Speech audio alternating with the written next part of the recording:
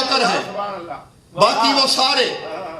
اب جیسے ہی حسن داخل ہوئے نا، سب سے پہلے وہ کرسی والا اٹھا، وہ جو تخت پہ بیٹھا تھا، بڑا یزید. دوسرے بھی اٹھ کھڑے ہوئے. اب جب ہوش سنبھلا تو نے کہا تم نے کہا تھا حسن کے لیے اٹھنا نہیں، کیوں اٹھے؟ وہ کہتے ہیں ہم سے کیا پوچھتا، تو اٹھا تھا سب سے پہلے، تو بتا تو کیوں اٹھا؟ وہ کہتے ہیں میں کیسے نہ اٹھتا. لما جاء الحسن بن علی رأيت ألف ملك في أيديهم إبرز النار ويقول لي أن تقوم لتكريم الحسن ولو لبين لأصل العبيد. کہتا میں کھڑا کیسے نہ ہوتا جیسے ہی حسن دربار میں آیا ہے. 1000 فرشتے حسن کے آگے آگے چل رہے تھے، فرشتوں کے ہاتھ میں آگ کے گرز تھے اور میری آنکھوں میں آنکھیں ڈال کے کہہ رہے تھے جلدی کر، حسن کی عزت کے لیے کھڑا ہو جا، ورنہ بڑے دربار میں تیرے اصلی باپ کا نام بتا دیں گے.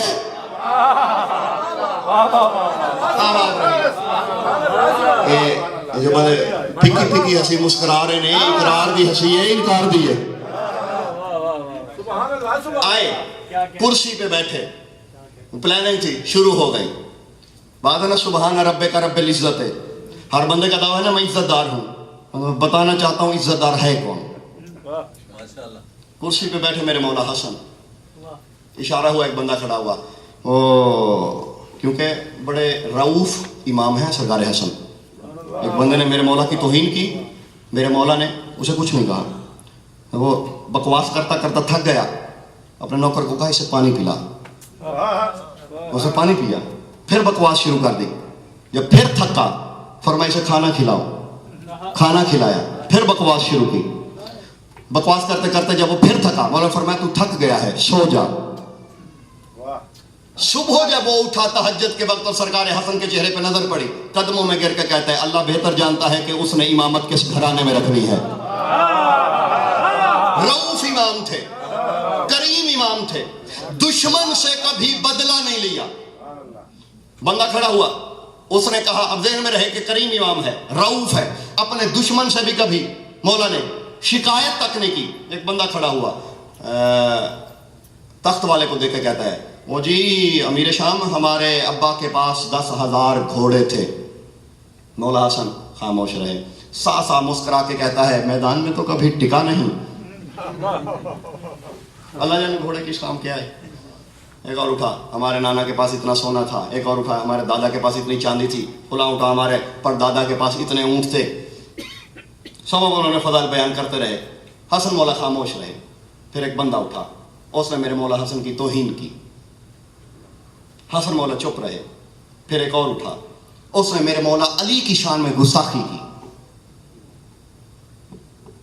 اپنی گستاخی پہ چپ رہے. جب علی کی بات آئی بس پھر کیا تھا، رحمت الہی کو غضب آیا. رحمت کل کے چہرے پہ جلال الہی کا نور چمکنے لگا. سرخی جلالت ابری حسن کی پیشانی پہ. جلال سے دیکھا اس کی طرف. دربار والے صاحب کہتے ہیں حسن جواب دو اسے. لیکن فرماتے ہیں شام کے لوگوں کیا تم نہیں جانتے یہ اس لائق ہی نہیں کہ میں حسن اسے جواب دوں. کیوں؟ لمبی بات ہے. حوالہ میں نے پہلے کہا جب چاہیے. حوالہ خادم یہی ہے، میں کوٹھا بھاگا جا رہا ہوں، ابھی یہی ہوں کچھ دن.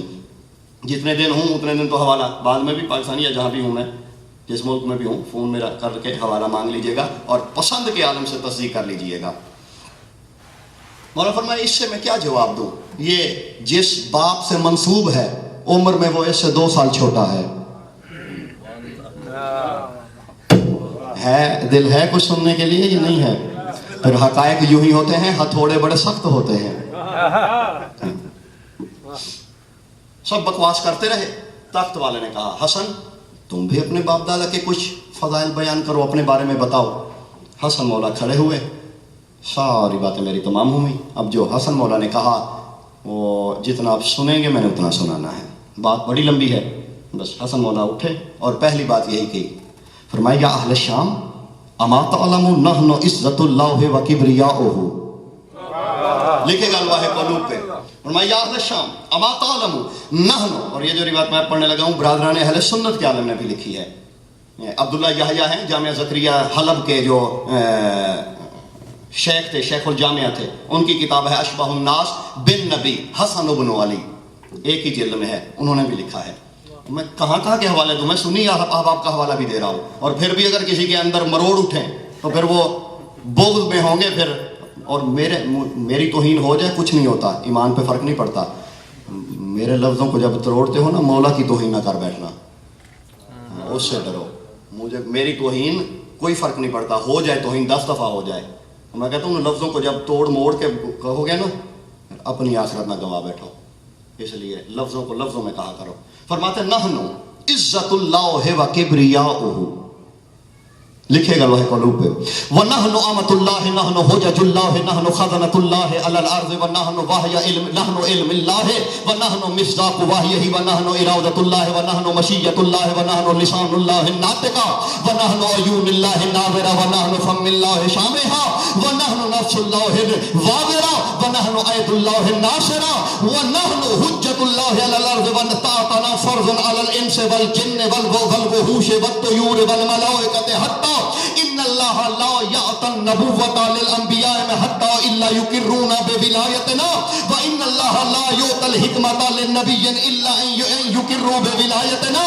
يا امیر شام انا حسن بن علی اما تعلم محمد امیری حسین وزیری علی ضمیری. لکھے گا لوح قلوب پہ محمد امیری علی ضمیری حسین وزیری جبرائیل فقیری العرش سریری. لکھے گا لوح قلوب پہ. بس جتنا میں نے پڑھا ہے اسی کا ترجمہ سن لیں, بات بڑی ابھی آگے لمبی ہے. دیکھیں فرماتے شام والو تم ہماری کیا توہین کرو گے, ہم اللہ کی عزت ہیں. جشن چہروں پہ لکھا ہونا چاہیے, خوش ہونا چاہیے. فرماتے ہم نحنو عزت اللہ, ہم اللہ کی عزت ہیں. اللہ کی عزت کی توہین کوئی نہیں کر سکتا, ہم اس کی عزت ہیں. آج کے بعد اگر کوئی کہے نا کہ میں عزت دار ہوں, دار فارسی کا لفظ ہے, ظرفیت کے معنی میں آتا ہے, یعنی میں عزت رکھتا ہوں. اگر کوئی کہے نا میں عزت دار ہوں تو اسے پوچھ لینا 14 کی محبت ہے. قرآن کا فلسفہ ہے, اگر 14 دل میں ہیں تو عزت دار, اور اگر 14 کی محبت دل میں نہیں تو رسوا ہی رسوا. اللہ کی نگاہ میں وہ عزت دار نہیں, دنیا اسے جتنا معزز سمجھے.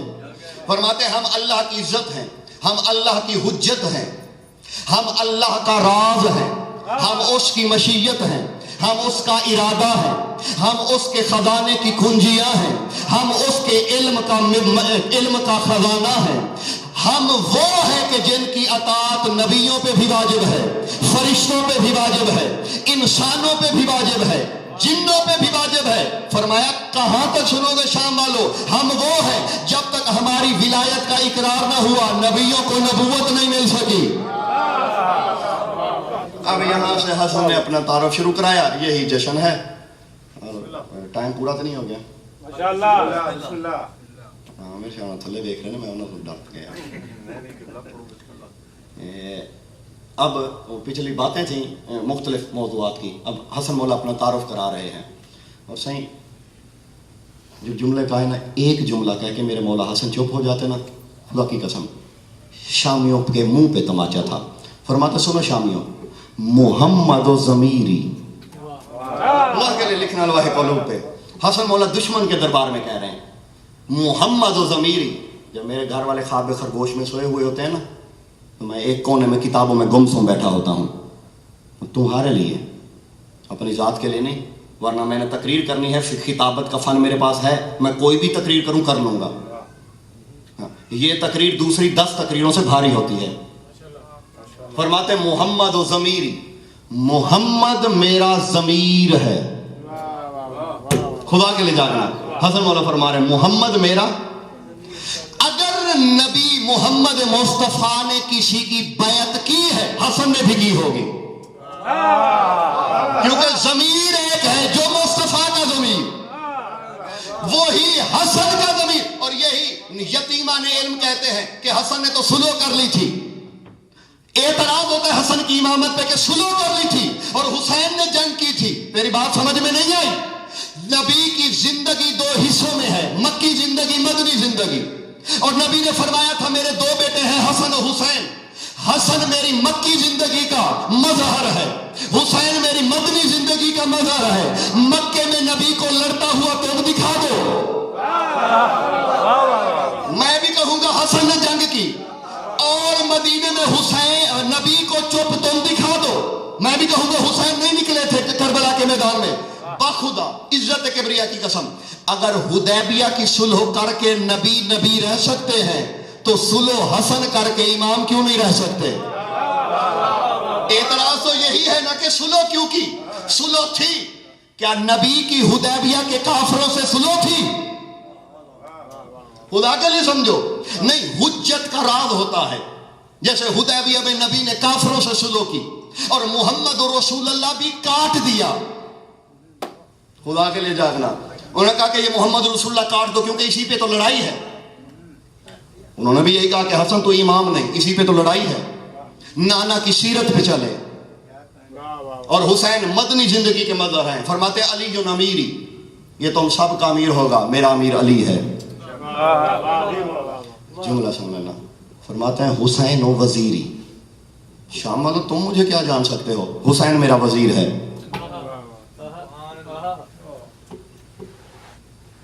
میتھسٹ مولا مجھے نہیں آتا، حسین و وزیری، حسین میرا وزیر ہے۔ میرے سامنے علماء ہوتے، حکماء ہوتے، متکلمین اور فلسفہ جاننے والے ہوتے، پھر انہیں پتہ چلتا کہ اس بات میں وزن کیا ہے۔ حسن کہہ رہے ہیں کہ حسین و وزیری، حسین میرا وزیر ہے، حسین و وزیری، حسین میرا وزیر ہے، جس کا وزیر حسین ہو۔ خدا کے لیے جاگنا، نہیں کیا پہچانو گے اس کے مقام کو کہ جس کا وزیر حسین جیسا ہو۔ حسین تو سب جانتے ہیں، اور حسن مولا فرما رہے ہیں ایک مقام پہ اسی دربار میں ایک اور خطبے میں میرے مولا نے فرمایا تھا کہ شام والو ان اللہ صلی صلاۃ جنازہ امیر المومنین مم صلی، لوگوں میری مثال کون ہو سکتا ہے، میں وہ ہوں جس نے علی کی نماز جنازہ پڑھائی ہے۔ جس کی سمجھ میں جتنا آ رہا ہے اتنا ہی صحیح۔ حسین و وزیری، جبرائیل و فقیری، جبرائیل میرا فقیر ہے۔ پھر سن لو، حسن مولا فرما رہے ہیں جبرائیل، آج ہی سمجھ لو تجربہ ہی ہو رہا ہے، کل سے تو باتیں ہوں گی نا، پھر ویسی ہوں گی جیسی آپ سننا پسند فرمائیں گے۔ فرماتے ہیں جبرائیل و فقیری، جبرائیل میرا، حسن کے فقیر کی جرت کہاں ہے کہ وہ حسن کے نانا کو آ کے پڑھائے۔ جبرائیل و فقیری، جبرائیل میرا فقیر ہے۔ العرش سریری، عرش میرا جھولا ہے۔ سلام حسن تیری فصاحت پہ۔ پھر سنا، العرش کہنے کو ایک خطبہ ہے لیکن حقیقت میں یہ ایک نظم بھی ہے۔ محمد و ضمیری، علی و امیری، حسین و وزیری، جبرائیل و فقیری، العرش سریری۔ فرماتے ہیں عرش میرا جھولا ہے، حسین میرا وزیر، جبرائیل میرا فقیر، علی میرا امیر، محمد میرا ضمیر۔ جب سب کچھ کہہ چکے اور فرماتے لو شئت ابدل شام بالعراق والعراق بشام والشرق بالغرب والغرب بشرق والذکر بالانس والانس بالذکر۔ حسن فرماتے اگر میں چاہوں دن کو رات کر دوں، رات کو دن کر دوں، مرد کو عورت کر دوں، عورت کو مرد کر دوں۔ جاگیے گا، فرماتے اگر میں چاہوں مرد کو عورت، عورت کو مرد، دن کو رات، رات کو دن، مشرق کو مغرب، مغرب کو شمال، شمال کو جنوب۔ اگر میں چاہوں عرش کا گریبان پکڑ کے اسے زمین پہ رکھ دوں، اگر چاہوں زمین کو جنبش دے کے عرش سے بھی اوپر لے جاؤں۔ میں اللہ کا ارادہ ہوں۔ اب یہ جب حسن مولا اپنا تعارف فرما رہے تھے کہ میں اللہ کا ارادہ ہوں، چاہوں تو جو کر دوں۔ کرسی میں سے ایک خوش آمدی اٹھ کے کہتا ہے میں یقدر علی ذالک یا ابن ابی تراب، ابو تراب کے بیٹے کس کی قدرت ہے کہ یہ کرے؟ مرد کو عورت، عورت کو مرد، مشرق کو مغرب، مغرب کو شمال، شمال کو جنوب۔ جب اس نے کہا نا میں یقدر علی ذالک یا ابن ابی تراب، کسی قصے کی کتاب سے نہیں پڑھنے لگا، اپنی عبادت کا ضامن ہوں۔ سلامت میں جو پہنچ گئے، جیسے ہی اس نے کہا عزت کبریا کی قسم، میرے مولا نے یوں ہونٹ حرکت میں تھے اور پھر اس کی جانب دے کے فرماتے ہیں اما تستحیین ان تقعدی بین الرجال، عورت ہو کے مردوں میں بیٹھی ہے، تجھے بالکل شرم نہیں آئی؟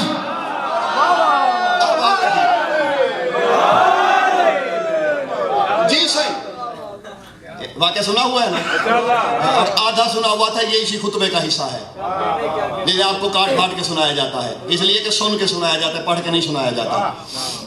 جیسے ہی اس نے کہا نا کہ حسن کس کی اتنی جرت ہے، دیکھے فرماتے ہیں اما تستحیین ان تقعدی بین الرجال، مردوں میں بیٹھتی ہو، عورت ہو، شرم نہیں آئی؟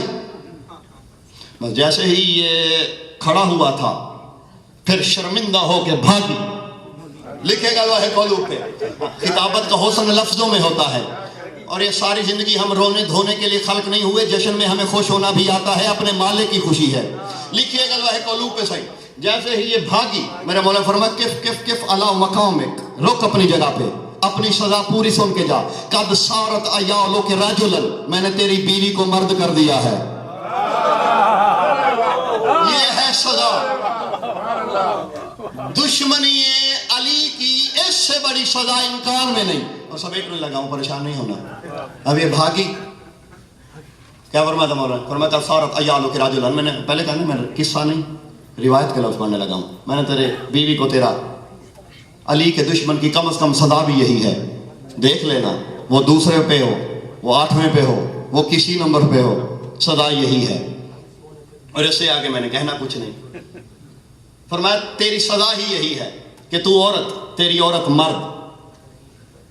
جیسے بھاگا, وہ جو تخت پہ بیٹھا ہوا تھا نا, ہاں, اسے تکلیف ہو جائے گا. حسن میرے دربار میں مجھے جوتے مارے, میں چپ رہا. جلدی کر اس بندے کو جو ہے واپس اس کی جنس میں بدل دے, جو یہ تھا مرد تھا, اسے مرد کر دے. فرمایا اسے معاف نہیں کرنا. کیوں؟ فرمایا شام میں اشتہار ہو کہ علی کے دشمن اور علی کو بھونکنے والے کی کم از کم سزا یہ ہے. جب اس نے دیکھا نا کہ حسن کچھ نہیں سننے پہ آ رہے, اس نے اپنے چوبدار کو بلایا, ہاتھ میں نیزہ پکڑا. حسن میری فوج دیکھو, ننگی تلواریں, تیر, ترکش, نیزے, دربان, میرے فوجی, میرے جیالے. حسن تجھے ریزہ ریزہ کر دیں گے, جلدی کرو, اسے معاف کرو. اب جو جواب حسن مولا نے دیا ہے یہی آخری جواب ہے. پہلے اسے سمجھ لیں تھوڑا سا, باتیں یاد رکھنے والی ہوتی ہیں. محمد و ضمیری, علی امیری, حسین و وزیری, جبرائیل و فقیری, عرش و سریری, حل تسکت ام اقل لک سیری. بس اسے سمجھ لو, بیان تمام. دو بندے آپس میں لڑ رہے ہو نا, اور ایک شریف بندہ ہو, وہ اسے جان چھڑاتا ہے. شریف بندہ کہتا ہے میں تیرے منہ نہیں لگنا چاہتا. اور اس کا مطلب یہ نہیں ہوتا وہ کمزور ہے, اسے اپنی عزت عزیز ہے. ہاں, کمزوری نہیں ہوتی درگزر کرنا, اسے کبھی کمزوری نہ سمجھنا. یہی حکمت ہوتی ہے, یہی اصل طاقت ہوتی ہے. تصور کرو اگر کوئی عورت کسی مرد سے لڑنے آ جائے, تاریخ میں ہوا ہے نا ایسا, کوئی عورت کسی مرد سے لڑے, مرد شریف ہو تو وہ منہ نہیں لگتا. ایسے ہی ہے, عورت لڑے. اچھا ہمارے پنجابی کوئی بی کسی بندے دے منہ لگتی ہوئے تے باقی جنہوں نے اردو ہوتی ہے نا, وہ پنجابی والے تو باقی بدواسے شاموں تو پوچھ لیں, آمر شاموں بیٹھے ہیں. گل سمجھانی ہے جی نا, تو پنجابی ہوتی ہے, اینی کو ہوتی ہے جی گل کرنے لگا کم دی جی. اور کل سے باقی مجالس ہوں گی. اب جشن ہے تو پھر جشن ہی ہونا. اور اسی پہ سمیٹنے لگا ہوں. بی لڑن لگے نا, بندہ شریف آدمی ہوئے تو کہتا چل بی میں منہ نہ لگ, یا میں تیرے منہ نہیں لگنا چاہتا. پنجابی چ یہی کچھ آخیا جاتا ہے, اردو چ بھی انجی آخیا جاتا ہے, چل بی آپ ہاں منہ ادھر کر لیجیے. کیسے کہتے ہیں؟ چل منہ ادھر کر لیں. اچھا پنجابی چاہتے ہیں چل بی وہ منہ نہیں لگا, پر پنجابی یہی ہے میں بی تیرے منہ نہیں لگنا چاہتا, یا بی چل تو چل, یہی آخیا جاتا ہے نا پنجابی بھی, چل بی اپنا کام کر. اب جب تخت والے نے کہا نا حسن تو نے اسے معاف نہ کیا تو تجھے قتل کرا دوں گا. اب یوں سمجھ لو, یہی عورت اگر عربی ہو اور لڑنے والا مرد بھی عربی ہو تو وہ عربی میں اسے کہتا ہے